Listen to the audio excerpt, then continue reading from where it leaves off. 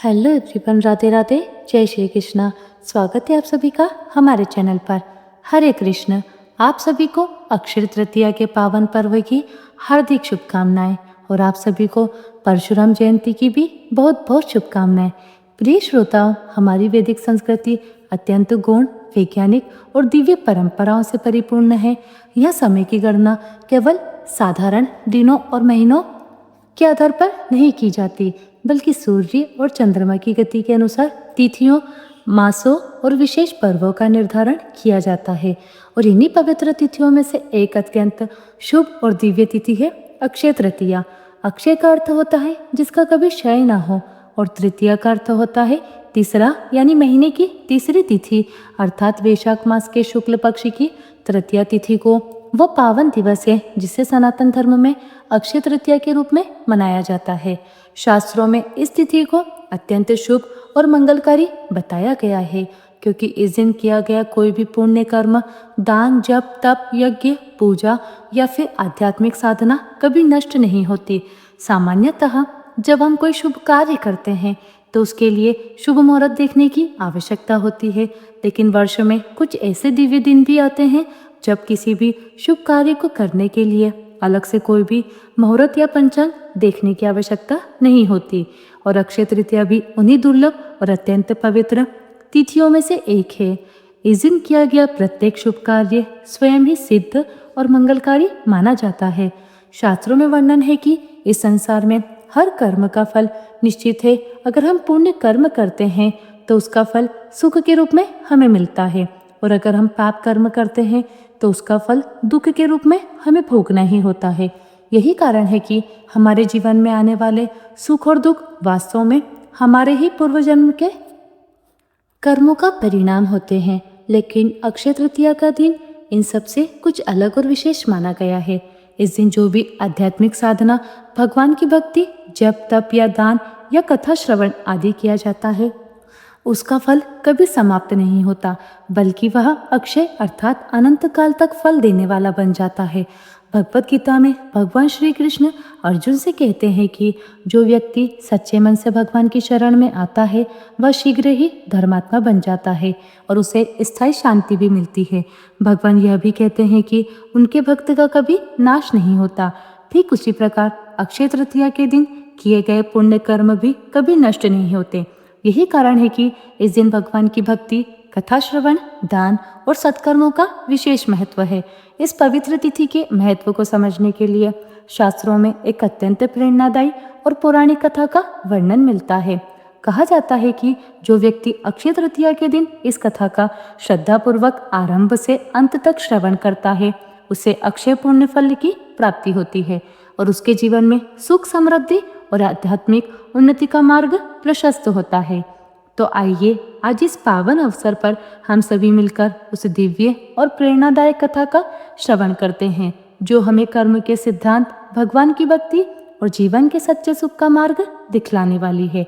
लेकिन कथा का आरंभ करने से पहले एक छोटी सी विनम्र प्रार्थना है कि अगर आप हमारे चैनल पर पहली बार आए हैं और आपने अभी तक हमारे इस चैनल को सब्सक्राइब नहीं किया है तो कृपया इसे अवश्य ही सब्सक्राइब कर लें और नोटिफिकेशन बेल को भी ऑन कर लें, ताकि आपको हमारी वैदिक संस्कृति, सनातन परंपरा और शास्त्रों से जुड़ी प्रामाणिक कथाएं और ज्ञान नियमित रूप से प्राप्त होते रहें। तो आइए इस दिव्य कथा का आरंभ करते हैं। प्राचीन काल की बात है, जब यह पृथ्वी अनेक महान राजाओं, तपस्वी, ऋषि, मुनियों और धर्म परायण लोगों से सुशोभित थी। उस समय समाज में धर्म, सत्य और सदाचार का विशेष महत्व था। चारों ओर धार्मिक वातावरण था और लोग अपने जीवन को धर्म के मार्ग पर चलाने का प्रयास करते थे। फिर भी संसार में कर्म का नियम सभी पर समान रूप से लागू ही होता है। उसी समय एक नगर में एक ब्राह्मण दंपत्ति निवास करते थे, जो कि अत्यंत धार्मिक और भगवान की प्रति श्रद्धा रखने वाले थे। लेकिन उनके जीवन में एक बड़ी कठिनाई थी कि वे अत्यंत निर्धन थे और उनके पास जीवन यापन करने के लिए भी पर्याप्त साधन नहीं थे। इतना ही नहीं, उन्हें सभी तक संतान सुख भी प्राप्त नहीं था, इसलिए वे संतान सुख से भी वंचित थे। उस ब्राह्मण का जीवन भिक्षा पर निर्भर था और वह प्रतिदिन नगर में जाकर भिक्षा मांगते और जो कुछ भी प्राप्त होता उसी से वे अपना और अपनी पत्नी का जीवन यापन करते थे। आश्चर्य की बात तो यह थी कि इतनी कठिन परिस्थितियों के बावजूद उनकी पत्नी कभी शिकायत नहीं करती थी। वह अत्यंत पतिव्रता, विनम्र और संतोषी स्वभाव की थी। अपने पति की सेवा करना और भगवान का स्मरण करना उसके जीवन का मुख्य आधार था। एक दिन जब ब्राह्मण भिक्षा मांगकर घर लौटे तो उनकी पत्नी ने अत्यंत विनम्रता से कहा, हे स्वामी, आप प्रतिदिन इतना परिश्रम करते हैं, लेकिन फिर भी हमारे जीवन में अभाव ही अभाव है। हमारे भाग्य में तो संतान सुख भी नहीं है। न जाने कौन सा कर्म ऐसा हमने पूर्व जन्म में किया होगा जिसके कारण हमें इसी जीवन में इतना कष्ट सहना पड़ रहा है। मैंने तो सुना है कि इस समय हमारे नगर में महान ऋषि वशिष्ठ पधारे हुए हैं। वे तो त्रिकालदर्शी और भूत, वर्तमान और भविष्य का ज्ञान रखते हैं।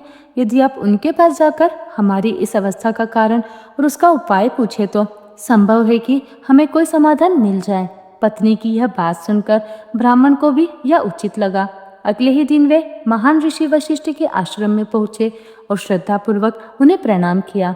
हाथ जोड़कर विनम्रता से उन्होंने अपनी समस्या उन्हें बताई और कहा, हे ऋषिवर, आप तो त्रिकालज्ञ हैं, कृपया बताइए कि किस कारण से मुझे इस जीवन में निर्धनता और संतानहीनता का कष्ट भोगना पड़ रहा है और इससे मुक्ति पाने का उपाय क्या है। तब ऋषि वशिष्ठ ने ध्यान लगाकर ब्राह्मण के पूर्व जन्म के कर्मों का स्मरण किया और फिर शांत स्वर से बोले, हे पुत्र, पिछले जन्म में तुम अत्यंत धनी व्यक्ति थे और तुम्हारे कई पुत्र भी थे, लेकिन तुम अत्यंत कृपण अर्थात कंजूसी स्वभाव के थे। तुम्हें अपने धन से अत्यधिक मोह था। तब तुमने न तो दान किया और न ही अपने पुत्रों का पालन पोषण उचित रूप से किया।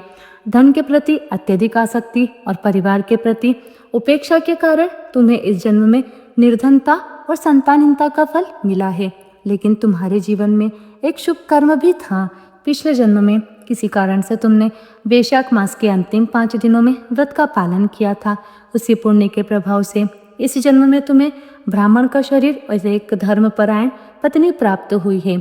यदि तुम इस जन्म में वैशाख मास के 7 दिनों तक भगवान श्री कृष्ण की भक्ति, जप और व्रत का पालन करोगे और विशेष रूप से अक्षय तृतीया के दिन भगवान की पूजा करोगे तो तुम्हारा यह अभिशाप अवश्य ही समाप्त हो जाएगा। ब्राह्मण ने श्रद्धापूर्वक ऋषि वशिष्ठ की आज्ञा का पालन किया। उन्होंने वैशाख मास में भगवान श्री कृष्ण की भक्ति, जप और व्रत का पालन किया तथा अक्षय तृतीया के दिन विशेष पूजा की। भगवान की कृपा से कुछ समय बाद उनका जीवन बदल गया। उनकी निर्धनता दूर हो गई और उन्हें संतान सुख की भी प्राप्ति हुई। इस प्रकार यह कथा हमें सिखाती है कि कर्म का नियम अटल है, लेकिन भगवान की भक्ति और सच्चे मन से किए गए पुण्य कर्म हमारे जीवन को बदल सकते हैं। इसलिए कहा जाता है कि अक्षय तृतीया के दिन इस कथा का श्रवण अवश्य करना चाहिए। और इस दिन का महत्व केवल एक कथा तक ही सीमित नहीं है। इस दिन अनेक पवित्र और ऐतिहासिक घटनाएं भी जुड़ी हैं। आंध्र प्रदेश के सिंहाचल मंदिर में भगवान नरसिंह देव के विग्रह को पूरे वर्ष चंदन से ढका जाता है, लेकिन अक्षय तृतीया के दिन ही उनके वास्तविक विग्रह के दर्शन होते हैं। इस दिन जगन्नाथपुरी में भगवान जगन्नाथ, बलदेव और सुभद्रा जी के रथ यात्रा की तैयारी आरंभ होती है। वृंदावन के बांके बिहारी मंदिर में भी भगवान श्री कृष्ण के चरणों के दर्शन वर्ष में केवल इसी एक दिन होते हैं। इसी दिन गंगोत्री, यमुनोत्री और बद्रीनाथ धाम के कपाट खुलते हैं और 4 धाम यात्रा का शुभारंभ होता है। आदि शंकराचार्य द्वारा रचित श्री कनक धारा स्त्रोत की भी रचना आज ही के दिन हुई थी। ईसन मंदिर में आज से चंदन यात्रा प्रारंभ होती है, जिसमें 21 दिनों तक भगवान के विग्रह पर चंदन का लेप लगाया जाता है। अक्षय तृतीया के दिन दान, जप और भगवान की भक्ति का विशेष महत्व बताया गया है।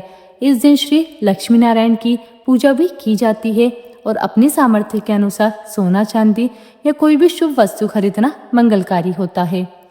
साथ ही भगवान को सात्विक भोग अर्पित करके प्रसाद ग्रहण करना चाहिए और यथाशक्ति दान देना चाहिए। इस बार साल 2026 में अक्षय तृतीया 19 अप्रैल दिन रविवार को है और इस दिन आप भगवान विष्णु, माँ लक्ष्मी जी की भगवान श्री कृष्ण, श्री सत्यनारायण भगवान, कुबेर देवता, परशुराम भगवान आदि अपने सभी आराध्य देवी देवताओं का पूजन दिन में किसी भी समय कर सकते हैं। अक्षय तृतीया में पूजा पाठ और हवन इत्यादि भी अत्यधिक सुखद परिणाम देते हैं। अगर सच्चे मन से भगवान से जाने अनजाने में किए गए अपराधों के लिए क्षमा याचना की जाए तो भगवान अपने भक्तों को क्षमा कर देते हैं और उन्हें सत्य, धर्म और न्याय की राह पर चलने की शक्ति प्रदान करते हैं। आज के इस पावन दिन पर शाम के समय दीपदान भी करना चाहिए। दीपदान आप तुलसी जी के पौधे में, पीपल के वृक्ष के नीचे या अन्य पवित्र पौधों में कर सकते हैं। आज के दिन भक्त उपवास भी रखते हैं। ब्रह्म मुहूर्त में गंगा जी में स्नान करके श्री विष्णु भगवान और माँ लक्ष्मी जी की प्रतिमा पर अक्षत अर्पित किए जाते हैं और इस दिन शांत मन से भगवान की श्वेत कमल के पुष्प या सफेद गुलाब या सफेद पुष्प से पूजा करनी चाहिए। धूप, दीप, चंदन इत्यादि से पूजा अर्चना करते हुए मंत्रों का जाप करना चाहिए, कथाओं का श्रवण करना चाहिए या पाठ करना चाहिए। नैवेद्य के रूप में जौ, गेहूं या सत्तू, ककड़ी, चने की दाल आदि भगवान को अर्पित करें। भगवान विष्णु या भगवान कृष्ण के भोग में तुलसी का पत्ता रखकर ही भगवान को नैवेद्य अर्पित करें। इस दिन ब्राह्मणों को भोजन करवाएं या फिर कच्चा अनाज दान में दें और उनका आशीर्वाद प्राप्त करें। साथ ही फल, फूल, बर्तन, वस्त्र, गोभूमि, जल से भरे घड़े, कुल्हड़, पंखे, खड़ाऊ, चावल, नमक, घी, खरबूजा, चीनी, साग या फिर शरबत आदि का दान करना भी पुण्यदायी माना जाता है। यह थी हमारी आज की वीडियो। अगर आपको जानकारी पसंद आई हो तो वीडियो को लाइक करना मत भूलिएगा और हमारे चैनल को ज़रूर सब्सक्राइब कीजिएगा।